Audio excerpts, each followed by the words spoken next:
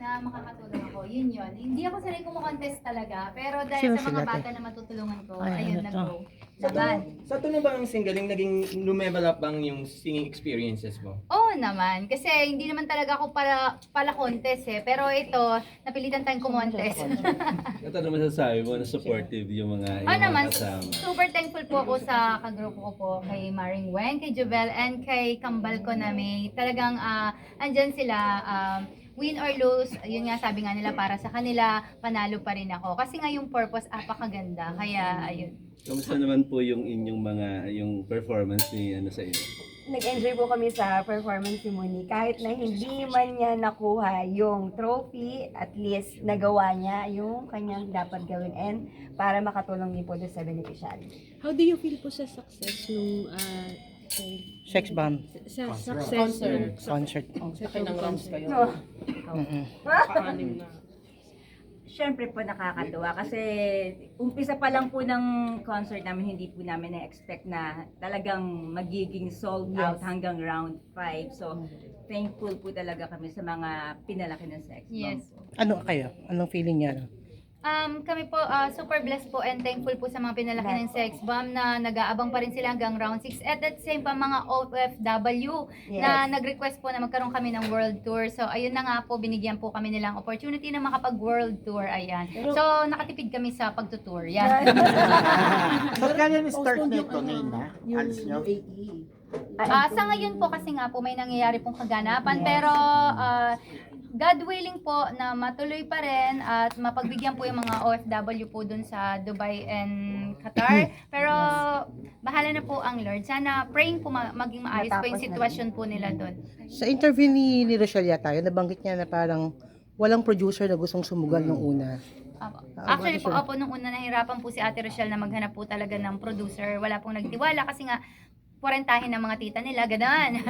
Tapos, ayun, yung group po mismo ang naglakas po ng loob na bigyan po ng pagkakataon yung grupo namin na one more time magkaroon po kami ng memories na sama-sama. Kaya, ayun, sila po yung nag-umpisa. And then, the rest is history. Dumami na pong producer nung lahat po sold out. Okay, Ganun. mabilis yan ng interview, no? Hindi kasi itanong ko lang namin reaction, may nagre-ring eh. Oo. Hindi, nalalak reaction lang. Hindi kasi naging issue yung kay Alvin Aragon, ano, about kay IG. Ano lang reaction niya about that? Nung when you heard about the issue?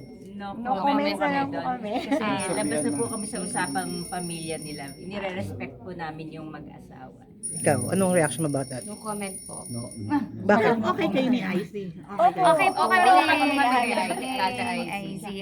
Respeto po namin bawat decision at conviction po ng bawat isa. Kung conviction po ni IZ and Alvin po yun, nire-respect po namin. Iba rin po yung conviction po ng mga sex bomb girls. So, kung sa amin po ay gusto lang po namin makapagpasaya ng tao, magkaroon po ng nostalgic moment po yung mga pinalaki ng sex bomb, yun po yung sa amin. Yung sa kanila po, iba pong usapan po yung spiritual, iba po yung usapan ng sa labas po. Opo, at saka yung makasama lang din namin ulit once again sa stage Ate IZ, sobrang thankful na po kami doon.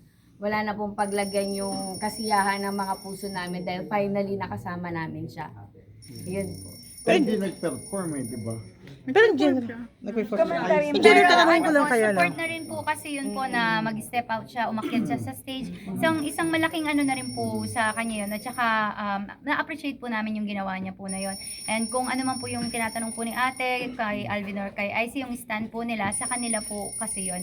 So iba naman po yung sa amin, iba yung sa kanila. So doon po papasok yung tinatawag na respeto po. Pero ano lang, I'm not pertaining to Alvin lang, no? Pero for other people, ang tingin parang bakit kailangan yung mga pa-sexing ganyan. What's your reaction on that? Pagdating naman po sa pa-sexy po, yun nga po yung sinasabi, kung paano po titignan yung isang tao, Yeah, nasa right. yun, di ba po? Yung pagka po, tinignan mo ang isang babae ng ganun siyang klase, na hindi mo tinignan yung pagkatao niya, yung background niya, nasa iyo po yung mali. So, kung ang sex bomb po, pangalan lang po, hindi po nito ina-identify kung anong klase kaming babae, sa kung paano kami mamuhay araw-araw, kung Correct. paano kami nakilala ng mga tao, ng mga kaibigan namin. So, ayun po siguro, dapat mag-research din naman po yung mga tao kung ano ba ang klase ang pangalang sex bomb. Sino ba sila? Bago po nila bigyan ng connotation na ang sex bomb ay ganitong mga babae, siguro alamin po nila na paano ba nag-umpisa itong mga sex bomb na to, sino ba sila. Wag po silang ma-stuck dun sa pangalan lang na ganun. Kasi name lang po yun eh. hindi po nito maano yung pagkatao po Identify. namin, ma-identify ng pagkatao namin. Konting message na lang po sa mga pinanganak na sex bomb na patuloy niyo po. Pinanganak? Pinanganak na sex bomb.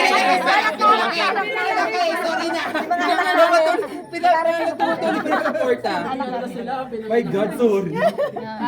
Forever grateful po kami sa inyong lahat dahil kami sa totoo lang hindi kami makapaniwala na marami pa rin nagmamahal sa sex bomb. Ayun, kahit na mga 30 at 40 na.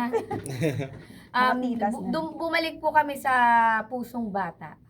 Yan. Yan. Maraming salamat po syempre sa walang sawang pagsuporta sa amin mula noon hanggang ngayon. Sobrang ipinagpapasalamat po namin ito sa inyo lahat. Ikaw po, kay, Maraming salamat po sa mga pinalaki ng sex bomb. Totoo nga yung sinabi nila na kaya tayo ipaglaban na may mga trabaho na sila. Yes. Talagang sila yung Kaya ng gumastos. para gawin itong mga concerts na to. Kaya thank you so much. Kasama kayo sa out Yes, of the lahat. country. yes. So ilang kayo lahat?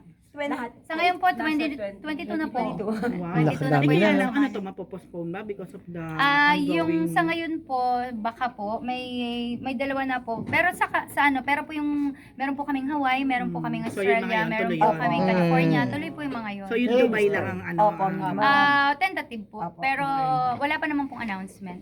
okay, yun pala. Sabi Okay. niya lang sa akin, ano lang masasabi niyo na parang nag-guess sa inyo yung Bini, di ba?